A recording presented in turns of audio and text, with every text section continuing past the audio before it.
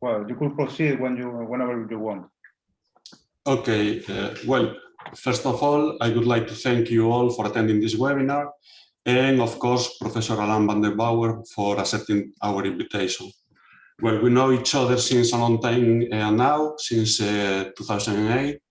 He was my supervisor during my first postdoctoral position at University of Mons, and he is currently now the head of the Systems Estimation, Control and Optimization Group at the University of Mons, where he teaches and investigates on these kinds of fields which are of interest to different groups of the THEA group. I mean modeling, model identification, simulation, control, optimization. Traditionally, he focused on biotechnological and processes and bioindustries, but recently he has been also working on drones and mobile robotics. He participated in several research projects and collaboration with the industry, and he has published more than 150 research papers and several books. And well, today he will review some key concepts and will present some applications on metabolic pathway analysis and dynamic model derivation. So when you want, Alain, you can start. Thank you very much. Yes, thank you very much, Carlos, for this kind introduction. So thank you to you and the organizer of the school for inviting me.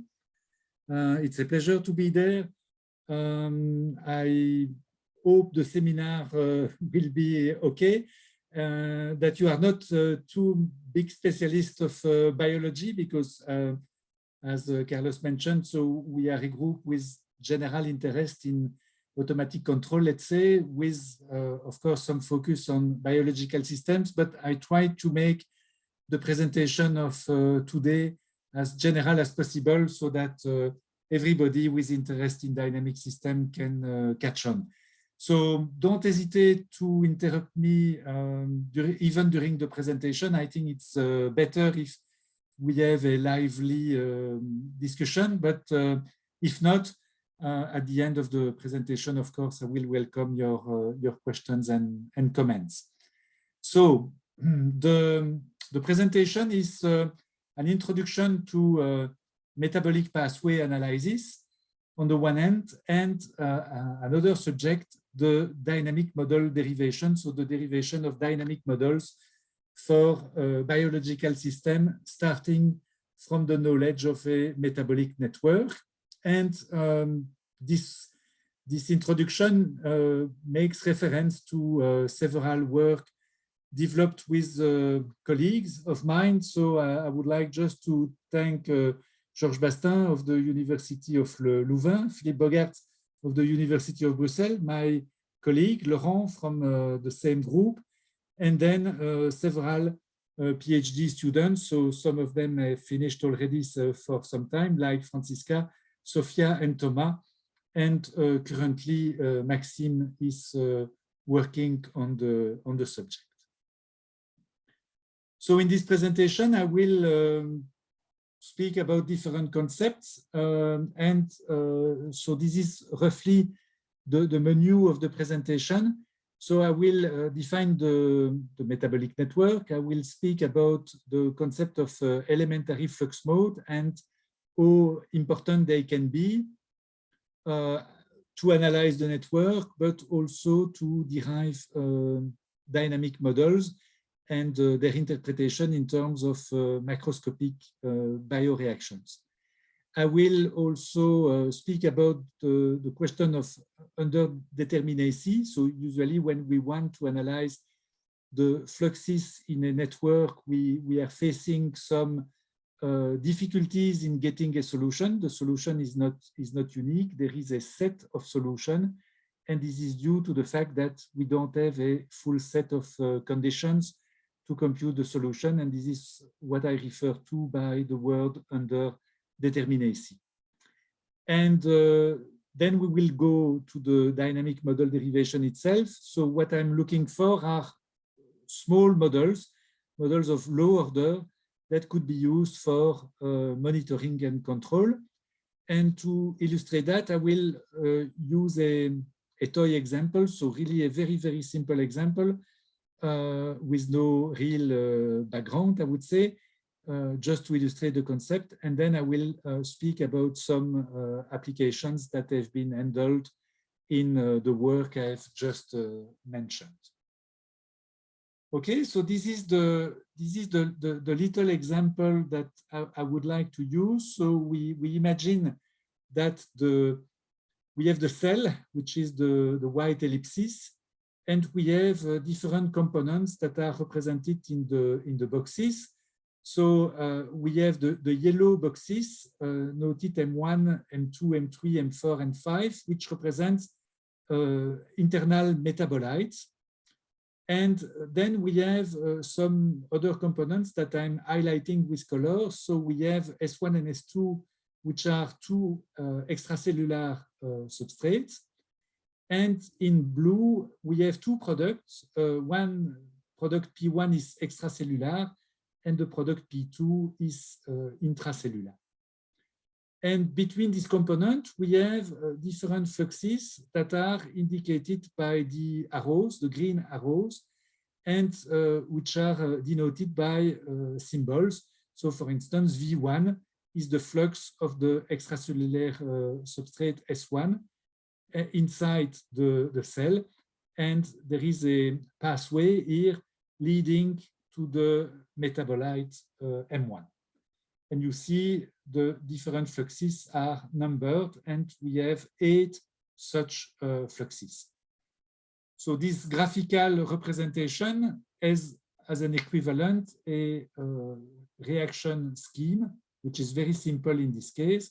So for instance, I have the reaction explaining that S1 is leading to M1, that for instance, S2 is leading to M2 with the rate V2, but it's also leading to M3 with the rate V3, etc.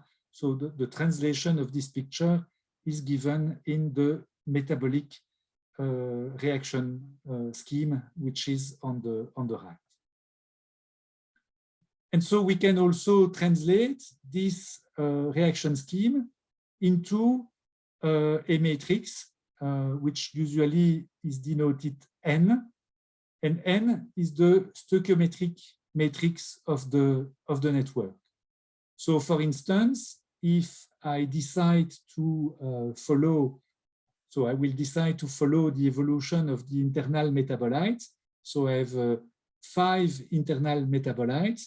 So I will develop 5 mass balance equations. So I have the time derivative of M1, M2, M3, M4, and M5. These mass balance equation will be the product of the stoichiometric matrix by the vector of fluxes. So I have 8 fluxes, and I have a matrix which explains me, for instance, that the time variation of M1 is due to the fact that I have a positive flux V1, so corresponding to this reaction, minus the flux V4, and this corresponds to this reaction. So you see that M1 is consumed into this reaction at the rate V4. So we have the balance between the flux V1 and the flux V4, and this is indicated in the stoichiometric matrix N. And so for those of you who are interested in graph theory, so if we consider this as a graph, N is also the incidence matrix of the graph. So now this is a system of dynamic equations. So this is a system of differential equation.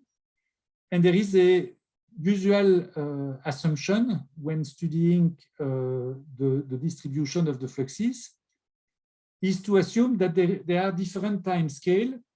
And so it's a fast, slow approach in some sense, or a singular perturbation approach.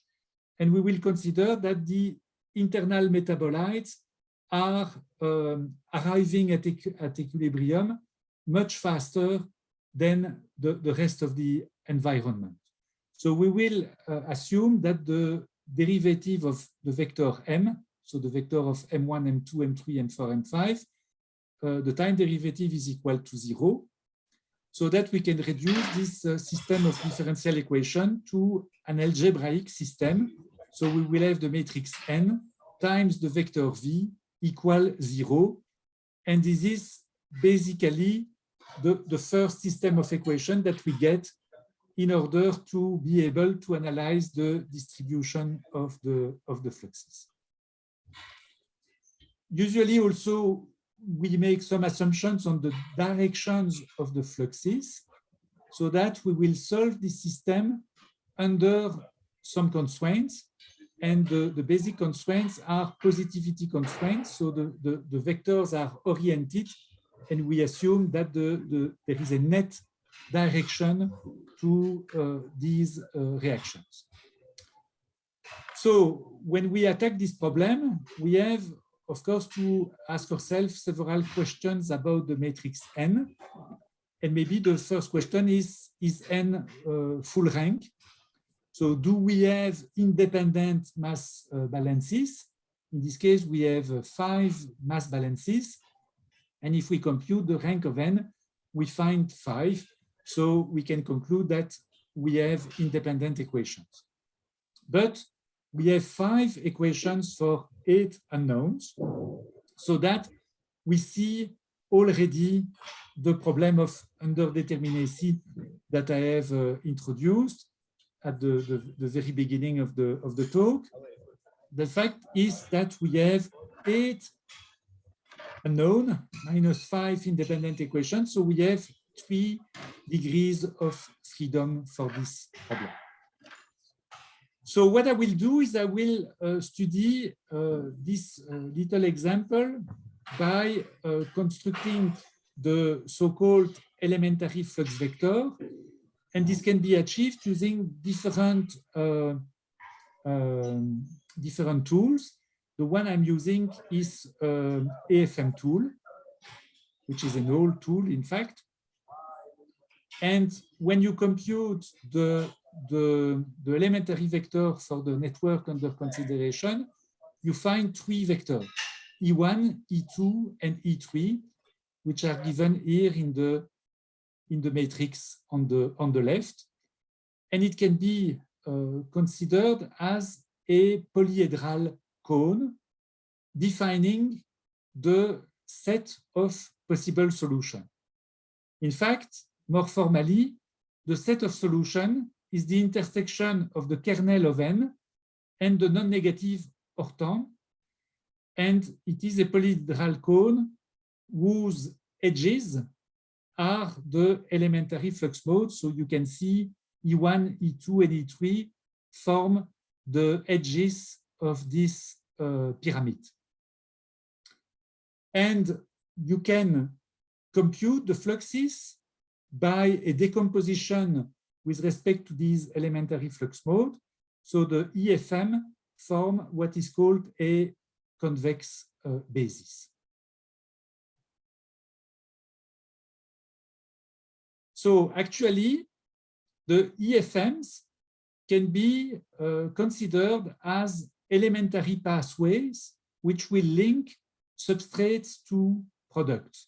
So for instance, if we look at the first vector, so the first elementary vector, we see that we have a 1 here and a 1 there, which correspond to the fact that we have S2 leading to P1. If we look at the second column, we have S1 and S2 leading to P2. So each time I'm indicating also in the network in red the route which is followed. And here we have this and this number, which indicates that we have 0.5 S1 leading to P1, which is the route here. So we could have a view of the cell as a kind of black box where we consider only the substrate and the products. And we could summarize, let's say, the global picture in terms of the component that we are interested in as just this set of reaction. So S2 leading to P1, S1 plus S2 leading to P2, and comma 5 S1 leading to P1. So the EFM allows us to define elementary pathways linking the substrate to the product, and they constitute a minimal set of bioreactions. So now we can go and see, okay, how could we do, if I come back to the fact that I'm interested in what is happening inside the cell, how could I compute the fluxes? So obviously, as I said, with only the definition of the metabolic network, the system is underdetermined, and I have a set of solutions in a polyhedral cone, and the elementary flux vector can help me in representing this solution set. So now let's imagine that I'm interested in getting a more specific solution. And for doing so, I will need some additional measurements. And we imagine now, in the continuation of this very simple example, that I can measure the uptake and excretion rate. So let's imagine that I can measure 3 fluxes that I call VM1 for M for measurement, VM2 and VM3. And they are defined in the following way. So VM1 would be, in fact, V1. So it would be this flux that I'm able to measure. VM2 would be the uptake of S2. So it would be the sum of V2 and V3, which is represented by these 2 elements, which are summing in the vector V, V2, and V3. And then I would have the measurement of the excretion rate of the product P1, which is V7, which is selected here by the one here in the 7th position. So I'm defining 3 measurements, which would correspond to the uptake rates of S1 and S2 and the excretion rate of P1. And together with the 5 equations that I have here, plus the 3 measurements, then I will have enough conditions and the same number of conditions then unknown. And so I'm in a position to get a unique solution.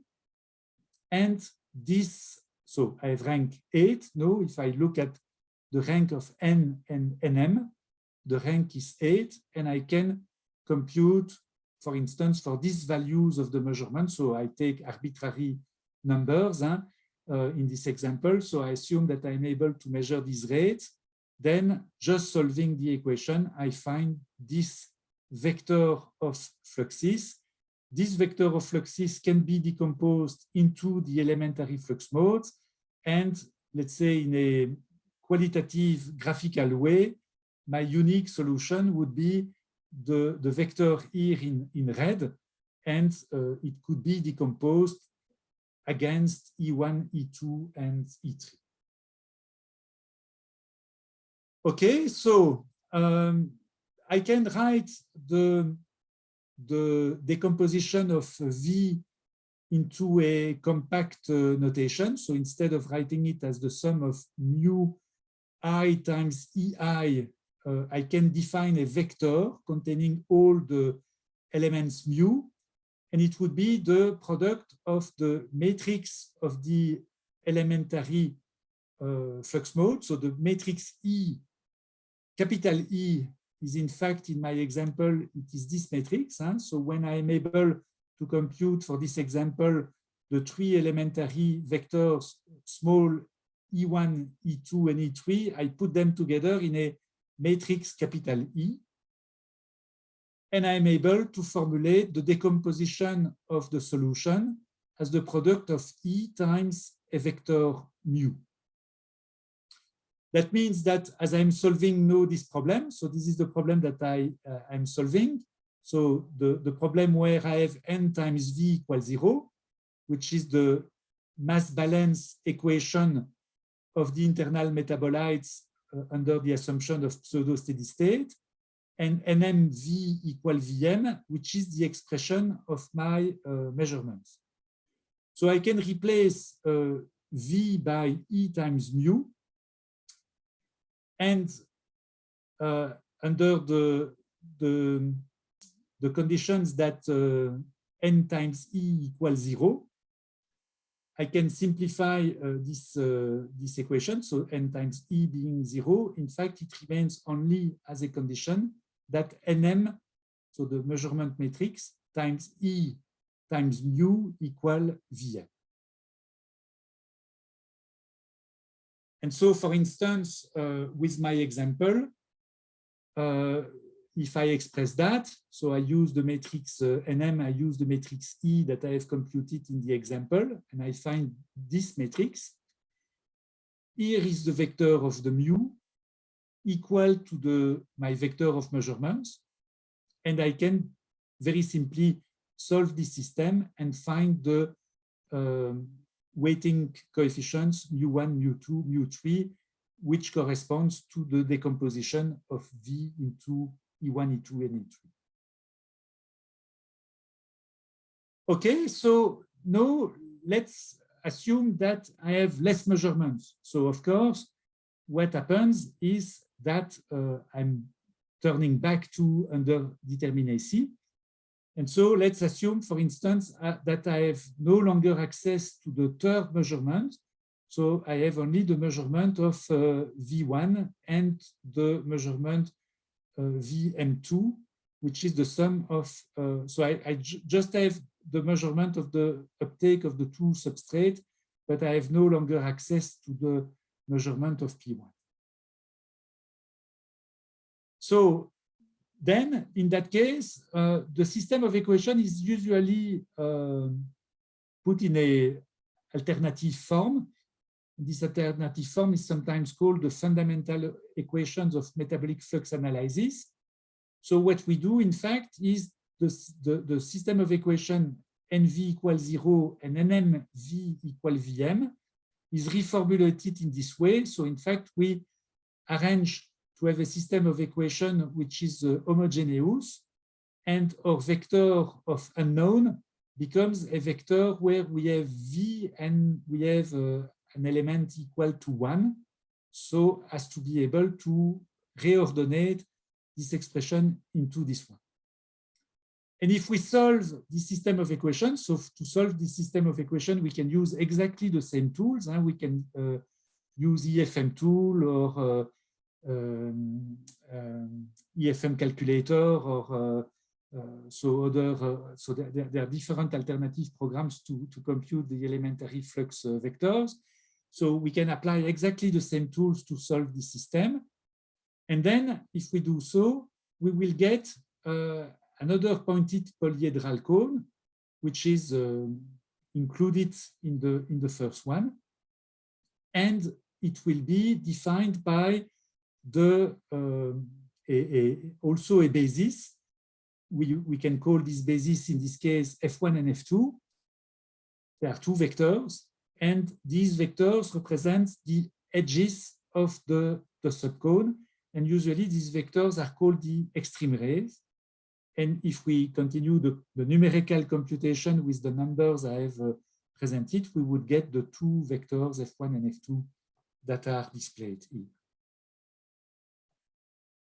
So when we compute the elementary vectors, we can define the concept of flux spectrum. In fact, the flux spectrum will be the range of values for the fluxes. So every flux will not assume a unique value, but because there is a set of solutions, every flux will be in an interval. So we will have a minimal and a maximum value for each flux. And in fact, it is possible to find the minimum value by taking the minimum of the elements of the extreme rays. and the maximum value by taking the maximum of the elements of the extreme rays. So in this case, when I have F1 and F2 defining these two vectors, I can conclude that V1 is between 3.5 and 3.5, so it is 3.5. For that element, I have an exact value, I have a unique value. But V2 is between 0 and 2.7. V3 is also between 0 and 2.7, etc. So most of the flux are inside an interval, but some components can have an exact value, so they can be exactly calculable. It is possible to compare these ranges with the unique solution that we computed when we had enough measurement information, and you can see that indeed the solution that we found when we had one more measurement information is indeed fitting inside the interval. So we had 3.5 for the first one, which is compatible. Here we have 0.06. It is indeed between 0 and 2.7. And for instance, if we look at the third flux, which is 2.6, it's close to 2.7, but it's indeed below 2.7. So this is one way of computing the flux spectrum, but in fact, there are different techniques that can be applied as well. So I will not make a full review of these methods, but I'm just making the remark that it is not necessary to compute the elementary vectors to have the analysis that I propose. The elementary flux vectors are only one way to achieve the analysis. Another very popular approach is called the flux variability analysis, in which, in fact, you will formulate several linear programming problems. So you will, in fact, determine the minimal value of the flux by calculating the minimal value of VI, and your decision variables are the values in the vector V. The Vmax will be determined by the corresponding maximum problem. So in fact, if you have n elements in the vector V, you will have to formulate 2 times n optimization problems. And you can solve this min and max problems under constraints. So in a very general way, you can say that you will have some equality constraints and some inequality constraints. So this is a formulation that is very efficient because the number of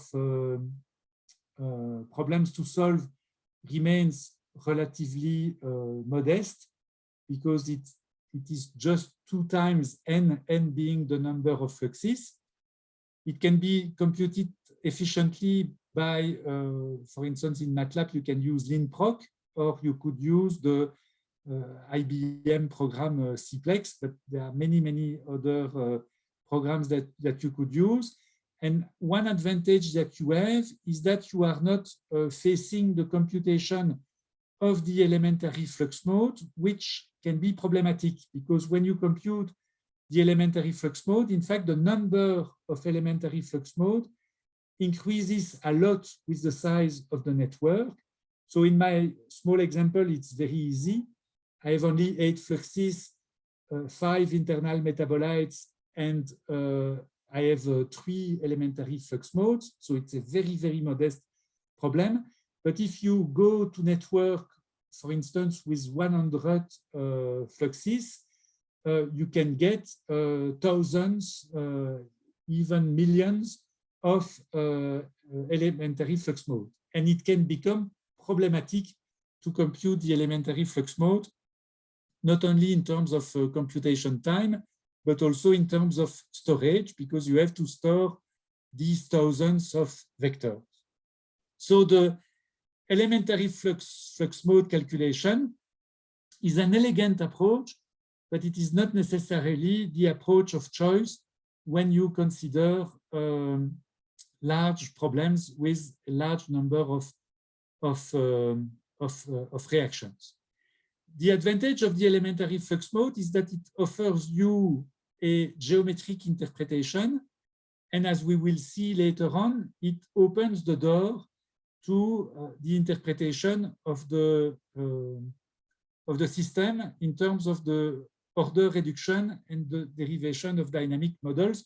So the elementary flux modes have, let's say, many facets that you can exploit. But if you are just interested in computing the intervals of the solution, the flux variability analysis can be much more efficient.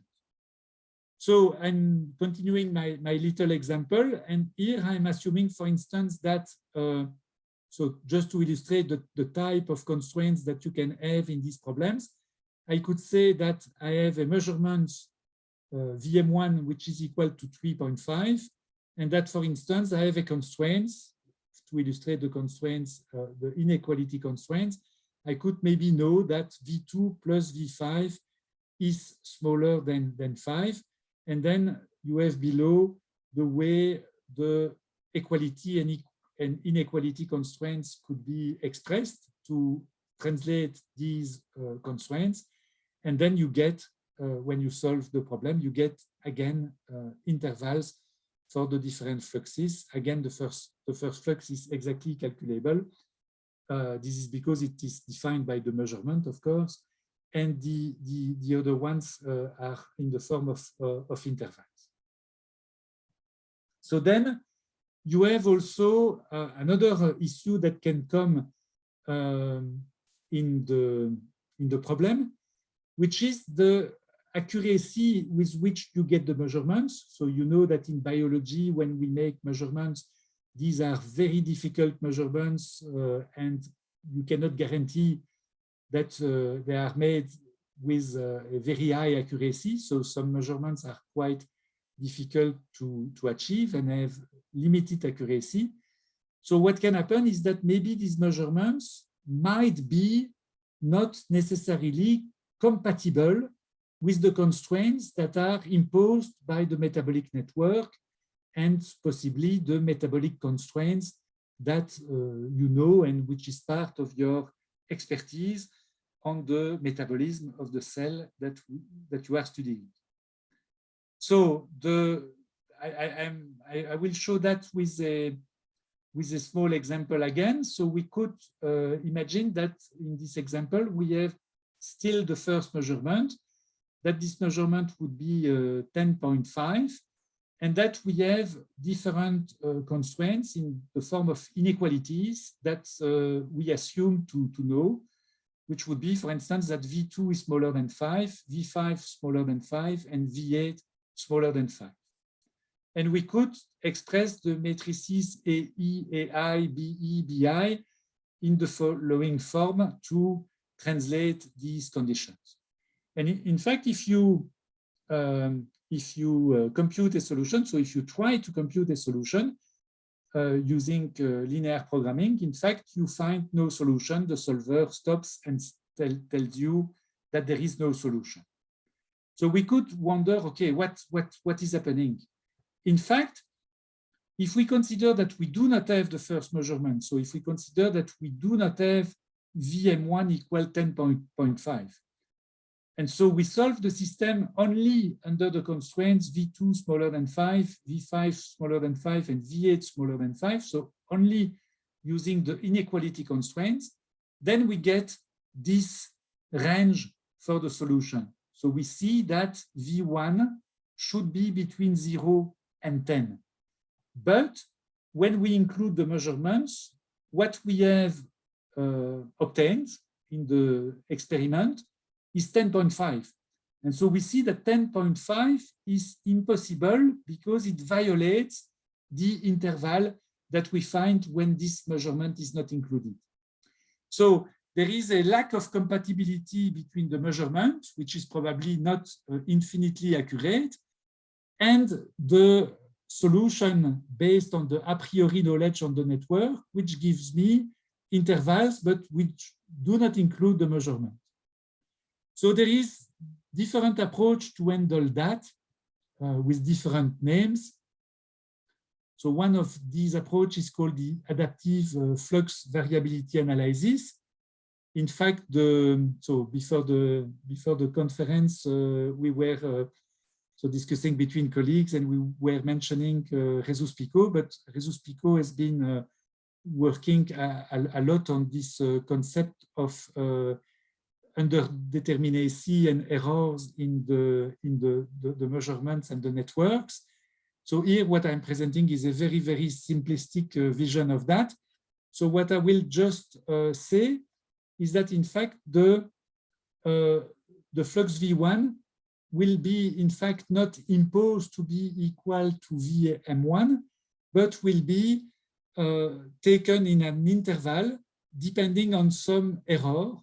And so, for instance, I could say that I will take 5% of error. So that means that V1 could be between 95% of the measurement and 105% of the measurement. So if we do that, so if we express this condition, we have to modify a little bit the conditions for the inequalities, and we find then a solution that is made compatible with the possible measurement error. So now we have a V1 which is indeed between 0.975 and 10, and it is compatible with the error that we suppose we can do on the measurements. Okay, so I would like now to browse a few larger examples. So I will not give as much details as in the small example.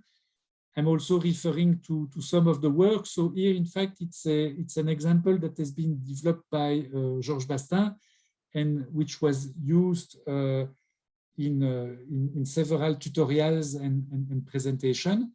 So in fact, in the network that he's introducing, so it's really a relatively minimal network, but it becomes, let's say, a realistic example. My toy example was really an academic example. So we have, in fact, 14 internal metabolites. So they are described here on the left. So they will be the node of the graph. We have 19 metabolic fluxes, which are represented here from V1 to V19. And here you have the representation of the matrix N, so the matrix of stoichiometry. And what the network describes is basically the glycolysis and Krebs cycle. So now when you look at the rank of the stoichiometric matrix, so if you compute the rank of N, you find 14. So indeed you have 14 independent mass balances, but as we have 19 fluxes, that means that we have 5 degrees of freedom. So this is the representation of the network. So all the brown boxes are the internal metabolites, the green boxes are the substrate, and the blue boxes are the product, and all the arrows represent, so exactly as in my little example, the notations are and the picture have the same symbolism. So all the V's represent the flux in the metabolic network. So if you compute in this case the elementary flux mode, you find 9 elementary flux modes. So you see we go from the toy example to this, let's say, tutorial example. We go from 3 elementary flux modes to 9 elementary flux modes. So it's still very modest and very easy to compute. So you have here the representation of these vectors, and you can interpret them as 9 bioreactions that are represented here. So we can again try to compute a unique solution if we have enough measurements. And so in this case, we use real experimental data of batch culture. And so we can have a vector of measurements where what is measured is the glucose, the glutamine, the lactate, the ammonium, and the alanine. So these were represented here. So we have the glucose, the glutamine, the lactate, the alanine, the ammonium, and the CO2.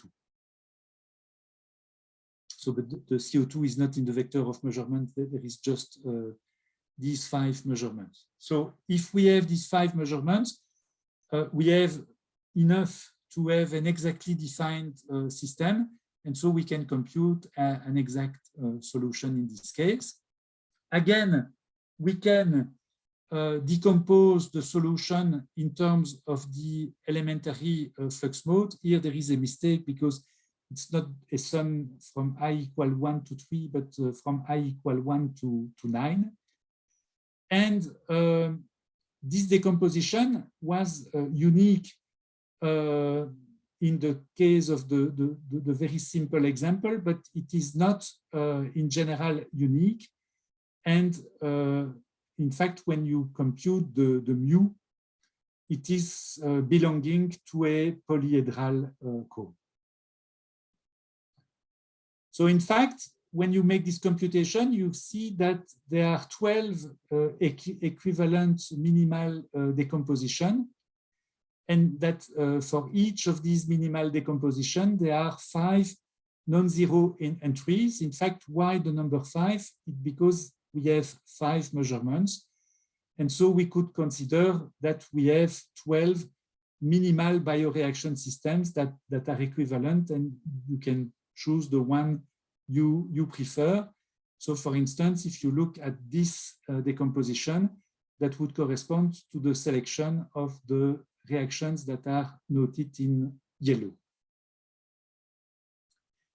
Okay, so then I just like to briefly mention a work that was in fact for me an introduction into the subject. It was the thesis of Francisca Zamorano, and it was co-supervised with Georges Bastin. And the aim of this work, so it was following just the thesis of Agnès Provost. So Agnès Provost worked under the supervision of Georges Bastin and developed many interesting concepts based on these elementary flux mode decomposition. And so the goal with Francisca was in fact to develop a more realistic example and to confront the methods into this setup. So the idea was, so what Francisca did was to develop by herself a metabolic network that was of reasonable size, because in fact in the literature you find often very, very large network, but then it becomes very delicate to study. And so here the idea was to still have an understanding of the network. And so Francisca spent some time reducing the network to a tractable size. So we arrived to a network with 100 fluxes, 72 internal metabolites, and we had at disposal 19 extracellular measurements. So the study was done with animal cells, with Chinese hamster ovaries cells, so the so-called CHO cells. And we had at disposal some results of batch experiments for which we could get these data. Okay, so this is a representation of what was taken account in the network. So several important elements of the metabolism, and so we could take account of some substrate and some important products. So that I have already said. We had 3 batch culture at our disposal. The 19 extracellular species that we had were glucose, glutamine, lactate, ammonia, alanine, and we could measure, thanks to HPLC techniques, we could measure amino acids. The specific uptake and excretion rate So because in the example, the little toy example that I've manipulated each time, so I'm trying to take one of the things I've mentioned. Yes, for instance, here, but I'm not giving the value. Yes, here, for instance, in the example, I was giving the value of VM. So these were the measurements of the quantities here in red. That was purely exemplary, completely arbitrary. So I decided 3.5, 2.7, 1.8. So now when we are in an experiment, of course, we have to estimate these rates.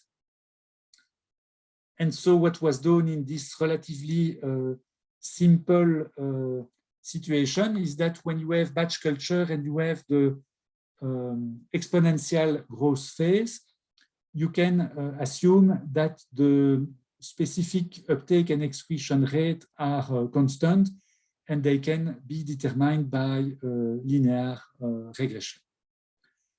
Okay, so that's the experimental context. So so it's too, I would say, too detailed to give you the complete stoichiometric matrix in this case, but so I just wanted to give you the cartographic view of the stoichiometric matrix so that you see that there are a lot of elements that are zero in the matrix.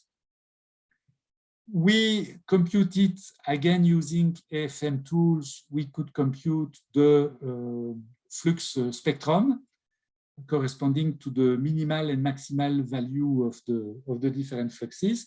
So that our analysis, but now we have much more fluxes to look at, but every value was given in terms of a minimum and a maximum. So we were not able to give a unique value for each of these fluxes, but just intervals, which corresponds to this polyhedral cone of the solutions.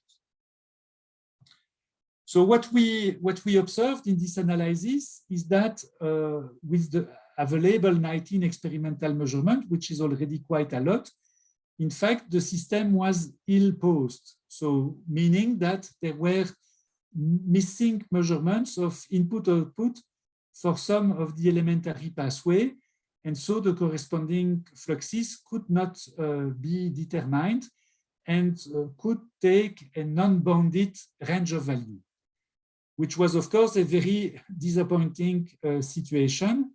So what we had to do is, in fact, we realized that we were needing some additional measurements. So we were able to say, okay, in an ideal world, we would need some more measurements, but it was not possible to get them experimentally.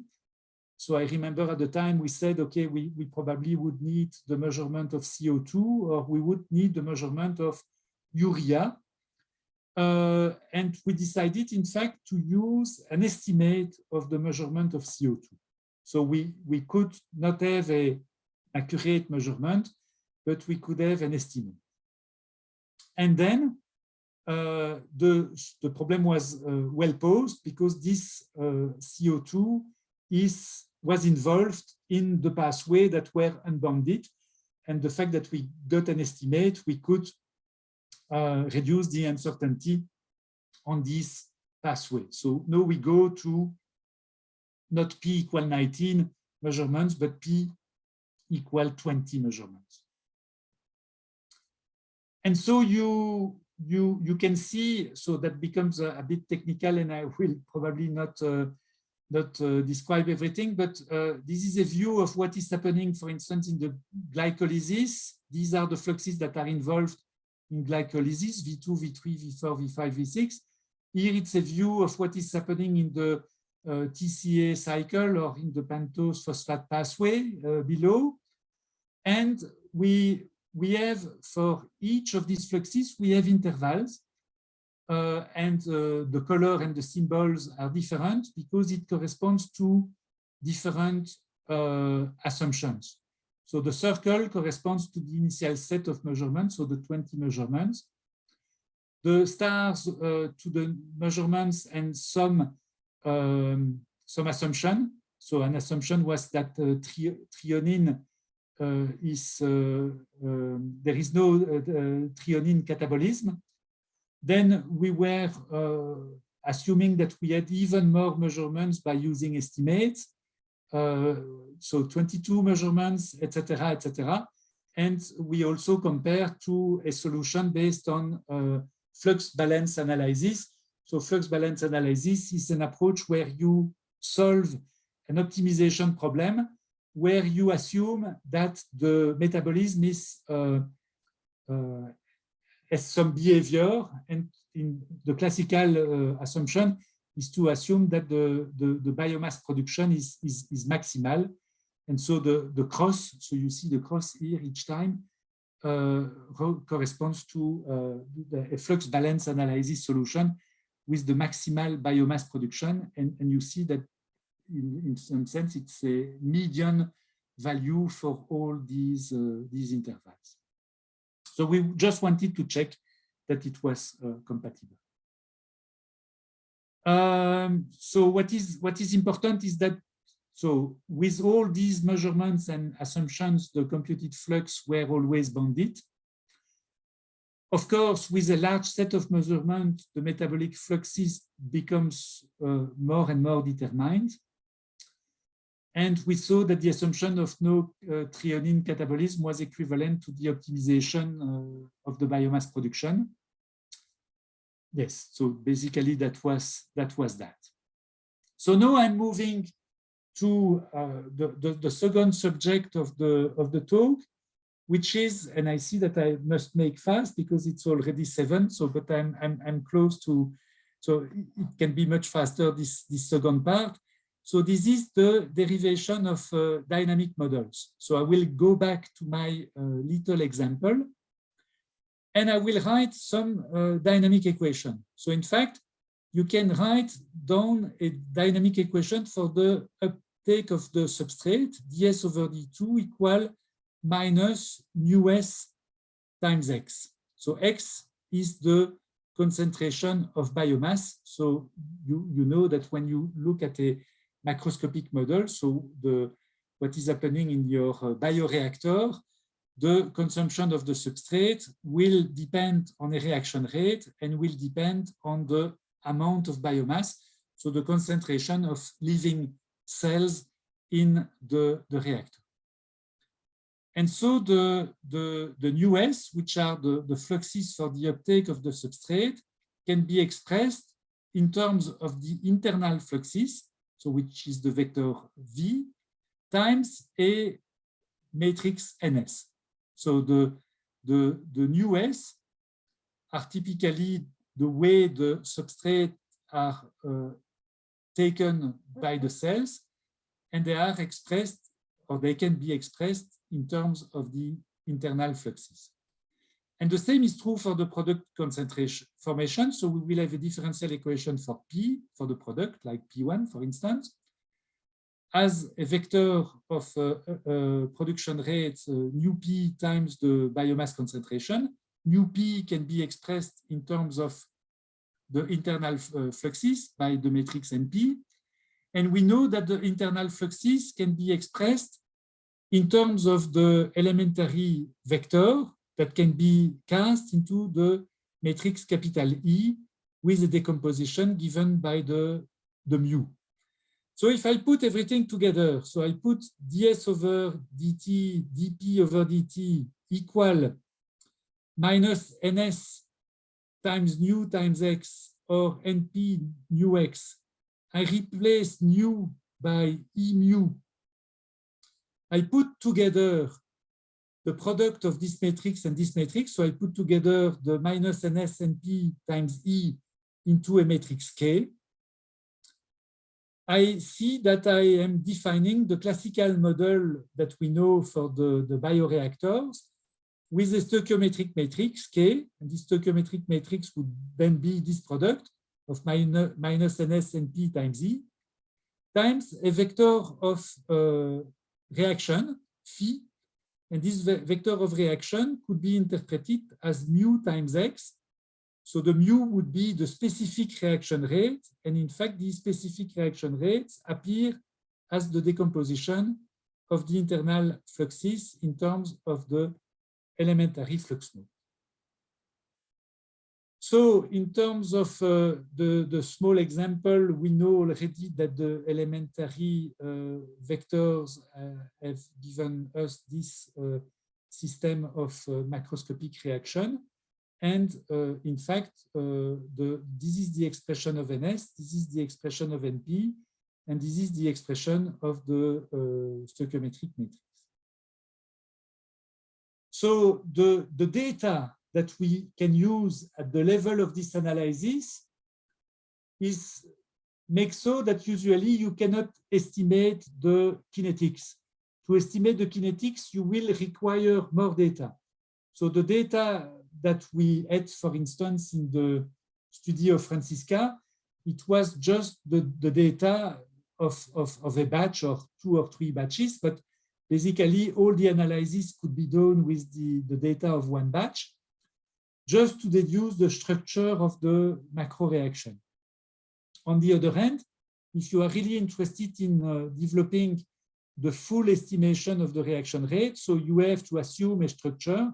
So for instance, with this macroscopic model, we could say that the first reaction is a mono law activated by the substrate S2, that the second reaction is the product of 2 monolaws activated by S1 and S2, etc. So it will depend on the assumption on the kinetics. And of course, we will have different parameters to estimate. And let's say with the data that I have assumed so far, usually you will not have enough data to have an identifiable problem.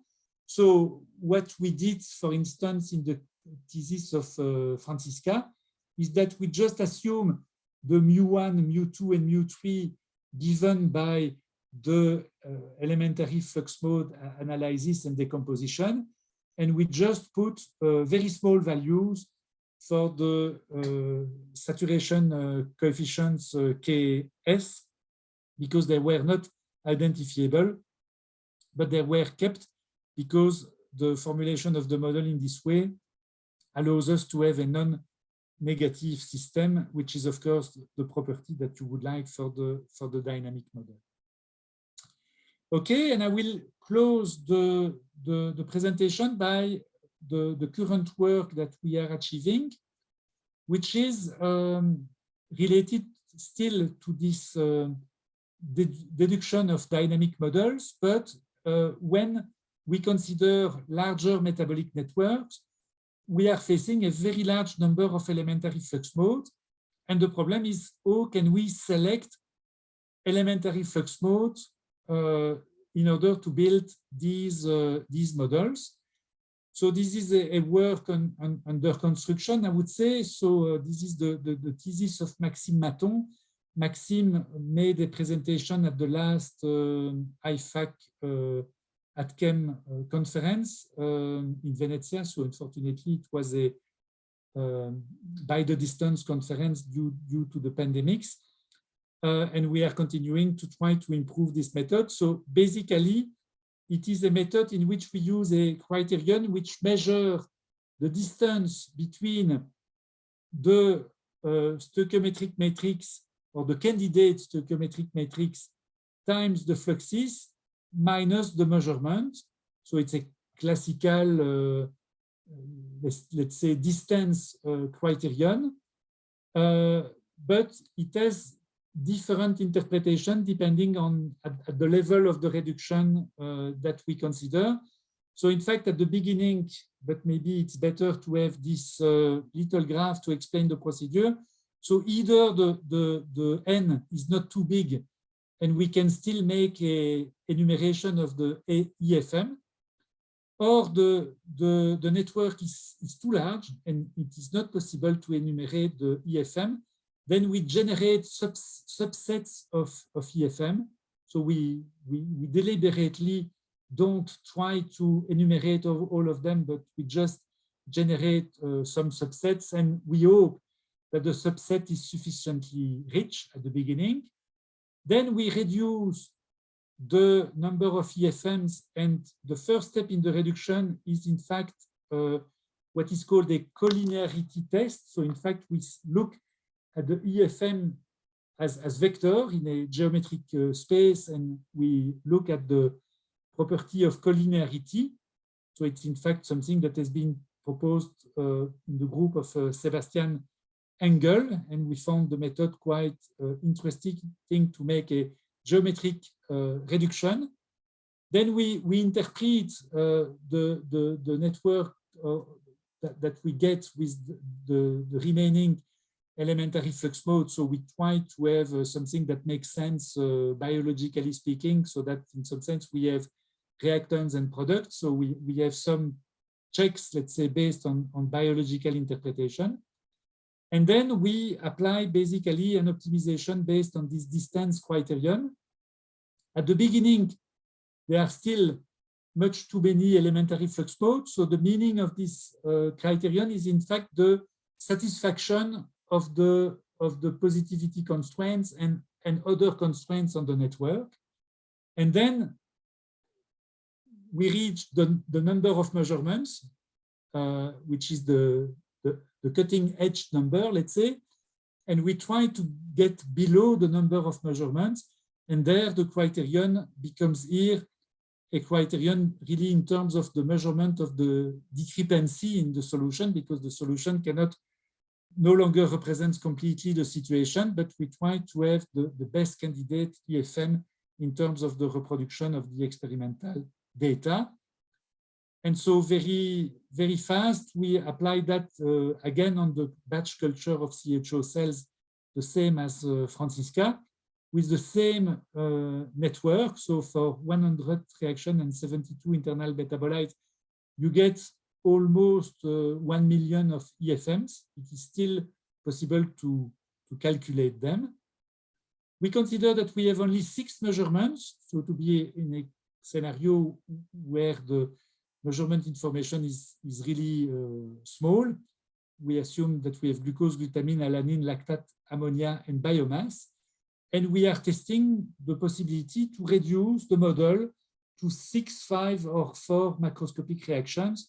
And this is globally what is represented in this picture. So you see the reproduction of the different components by the different models, and they are tiny differences, but the models are capable of the reproduction of the components. That concludes the presentation. So this is a list of what was done. So the different theses, let's say, the work of Raphael Jungers on the computation of the elementary flux mode when you are interested in subsets. Yes, so maybe just to mention the example, so the little example that I have presented is part of a recent article written with Philippe Bogaerts, which is a kind of tutorial on how to tackle underdeterminacy in metabolic flux analysis. And if you download the paper, you can also download the software that allows you to compute everything. So you can compute the elementary flux mode, you can compute the flux variability analysis, the FBA solution, etc., etc. So thank you very much for your attention. I hope that I have not been too long, probably a little bit too, but thank you for your attention. Thank you very much, Alain, for this nice talk. Maybe we can have now a small discussion. So if anyone from the audience have some questions, maybe they can ask. So I think Irene has her hand raised. So Irene, would you like to ask something?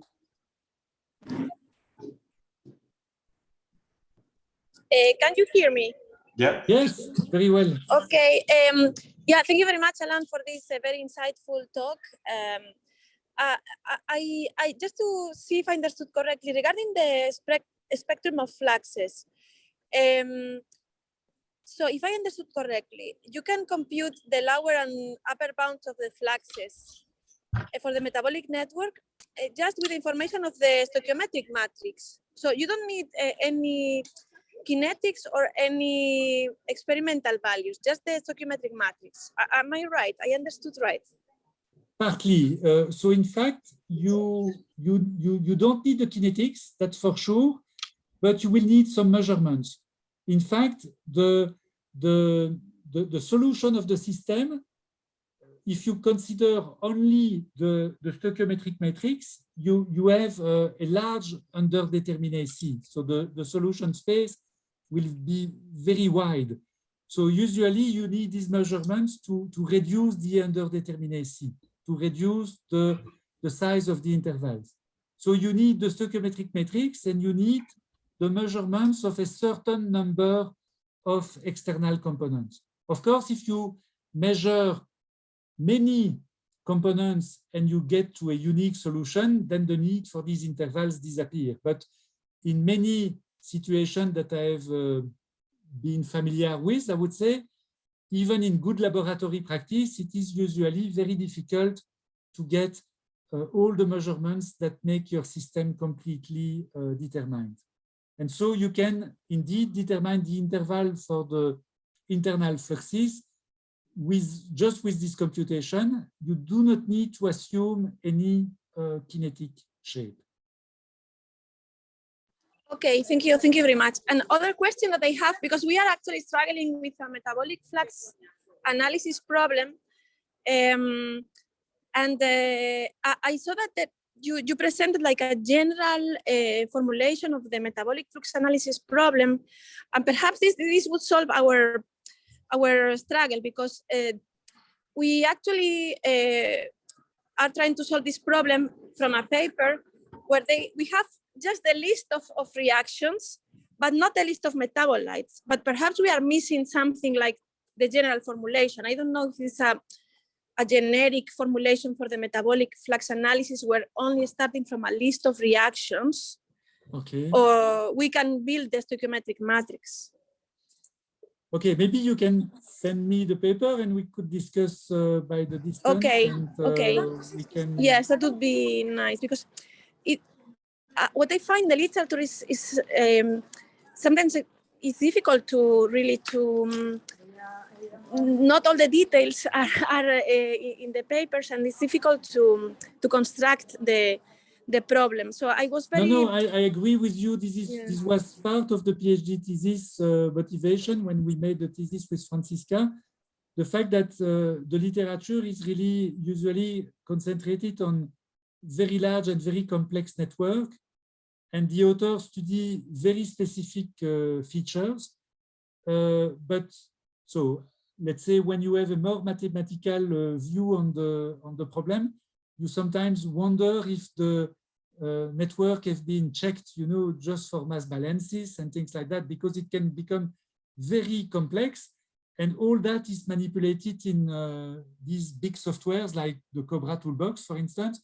And then the solutions are delivered, but you have the feeling that the people analyze the results and the consequence, but not so much the structure of the problem. Exactly, this is exactly my impression. And so this general expression, I like it a lot, and also the reduction procedures, because it's also a thing that I think is very helpful to be able to have reduction techniques for the networks, because at the end of the day, we cannot deal with genome scale metabolic networks unless we have millions of data, which is never the case. So I will definitely also look at the reduction techniques, because this is very, very, really very helpful. Thank you very much. Thank you. Okay, I think Miguel Mauricio has raised a hand. Hello, Miguel. Hello. Hello, Alan. Thanks so much for the presentation. Well, I mean, you've discussed a lot about all the problem of having those many measurements, good measurements. This is always so difficult in the lab. And I was wondering how possible is it also to add, how they say, other kind of balances, kind of the nitrogen balance, carbon balances, electron balance when we're talking about anaerobic, the respiratory quotient, like to have more redundancy of the measurements. Is that possible? Can it be treated? Yeah, this is possible. I know I've never done it, but I know that there are people who indeed use this balance with the electrons, and so I'm not a biologist myself, and so for that I always need that someone explains me exactly what is behind. But I know people use additional constraints, so you are fully right. I could refer you to some paper. In fact, if you are interested, I could send you a few, because there are a few names that I don't have in the. So I'm taking a note that I don't forget to send you that, but I can send you a couple of papers on the use of these additional constraints. That's so kind. Thank you. Thank you. Do you have the contact of Miguel, Alain? I think I can find that easily. I will leave it in the chat in case. Okay. Yeah, no, but otherwise, yes, I think if I Google, I will find you immediately.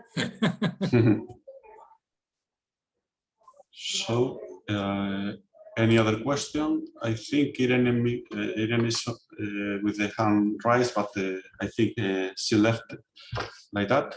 Any other question from the audience? Okay, I would like to ask one question also regarding the reduction of the network. Well, to your knowledge, Alain, the first approach to automatic techniques for reduction of the networks is the work that you talk about in the last slides, or I'm not telling that this is the only procedure, because other authors have proposed procedures. So there is a set of papers on a very nice work of the group at KTH in Stockholm. They have a set of papers on generating sets of minimal sets of elementary vectors or other vectors that they are calling, I think, generating vectors. So there are existing techniques, but I would say at the moment there is no universal techniques. There is not widely accepted techniques. And what we try to do in the work of Maxime is, in fact, it's a reduction procedure. So we compute an initial set of elementary vectors, and then we use different criterion. Some of them are geometric, others are based on optimization, to go down from thousands of EFMs to small order models. Like in my example, we finished with order 4 model and order 4 models. So the reduction is gigantic, because we start with 1 million EFM and we finish with 4. Yeah, but as I understood from the presentation, Francisca also reduced the network, but her thesis was, if I remember well, in maybe 2012, something like that. Which technique did Francisca use for reducing the network? No, Francisca did not reduce the network. She was working with either small size network, and with this small size network, she could have a small amount of reactions, or when she was working with a very, very large network, we had a collaboration with Raphael Jungers, the paper that I mentioned at the end of the presentation. And Raphael proposed also a generation technique. In fact, instead of computing, for instance, the 1 million of EFM, he's computing a minimal set in the sense that if you have 10 measurements, he will propose you 10 EFMs. Okay. But you don't know if these EFMs are the best one. Guarantee on that. Okay. So there are different approaches. Either you work on the generation or you work on the reduction. Okay. But the work of Maxime was to restart with, let's say, we compute everything. How can we reduce, and how can we start to end up with the most informative set of vectors. Okay, it's just I understood that Francisca also did some reduction procedure, and I was wondering which. No, mostly okay, working with this generation technique of Raphael, in fact. Okay, I don't know if there is any other question from the audience. If not, maybe we can finish. I don't know, José Luis, what do you think? Maybe we can finish here the presentation. Again, I would like to thank you, Alain, for this Thank nice you very much for the invitation talk. and for these nice discussions. In my case, I would like to say thank you, of course, for your nice dissertation, and I would like to give you the acknowledgements in name of the Spanish Council of Automation. Thank you so much. Okay. It's very important for us that you are here. It's an honor for us, and thank you again. Thank you. Thank you very much. Okay. Thank you. Thank you very much. So, have a good evening. So, Yeah. bye-bye. Bye, Alain. Bye.